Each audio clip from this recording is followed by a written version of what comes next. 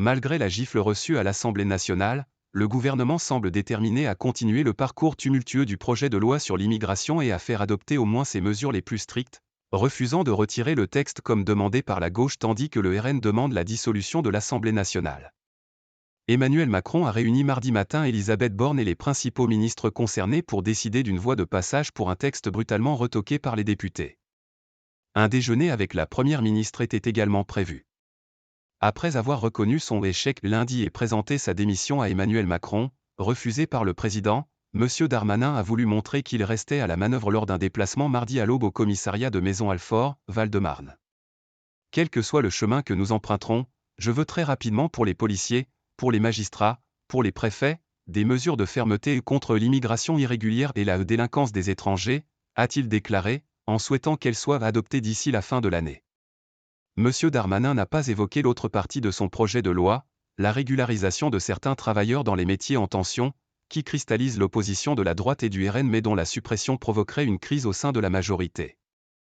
Le volet intégration, nous y tenons, a rappelé le président du groupe Renaissance à l'Assemblée Sylvain Maillard sur France Inter.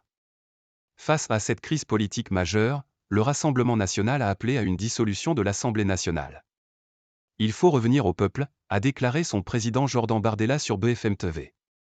La veille, dans un moment parlementaire sous haute tension, les votes cumulés des députés de gauche, des LR et du RN, avaient conduit au rejet du projet de loi, avant même le début de son examen dans l'hémicycle. L'exécutif peut dès lors renvoyer le texte au Sénat pour une nouvelle lecture ou le soumettre à une commission mixte paritaire, CMP. Un nouveau passage devant le Sénat serait l'assurance de ressortir avec un texte encore durci. La Chambre haute avait largement fait pencher la copie du gouvernement à droite lors de la première lecture, en supprimant par exemple l'aide médicale d'État, AM, qui permet aux étrangers sans papier de bénéficier de soins de santé. Néanmoins, c'est l'Assemblée nationale, qui avait profondément réécrit le texte du Sénat en commission, qui aura le dernier mot. Le gouvernement devrait alors repartir à la chasse aux voix ou prendre le risque d'un 49.3 qui l'exposerait à une motion de censure. Isolé Darmanin.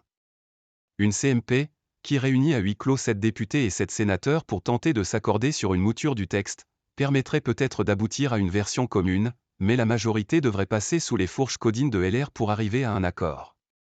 Cette version commune devrait encore être votée au Sénat et à l'Assemblée. Institutionnellement, le texte est désormais possiblement en CMP, a souligné Gérald Darmanin, suggérant sa préférence pour cette option. Éclaboussé lui-même par cette lourde défaite politique de son gouvernement, Emmanuel Macron a appelé ses ministres à lever les blocages pour aboutir à un texte de loi efficace, selon l'Élysée. Lundi soir après une première réunion de crise à Matignon, rien n'a été tranché entre les différentes options qui s'offrent au gouvernement. Côté LR, on se sent en position de force et on veut isoler Gérald Darmanin. Comment discuter avec quelqu'un qui nous insulte en permanence ? Je suis ouvert à la discussion sur la suite de ce texte, mais je le ferai avec la Première ministre. Nous avons échangé d'ailleurs hier soir, a déclaré Éric Ciotti sur Europe 1 CNews. À gauche, les députés écologistes à l'origine de la motion de rejet ont appelé le gouvernement à tirer les conséquences de sa défaite en renonçant définitivement à son texte, à l'instar du groupe socialiste. Abandonnons cette mauvaise loi, a insisté le président du groupe Boris Vallaud.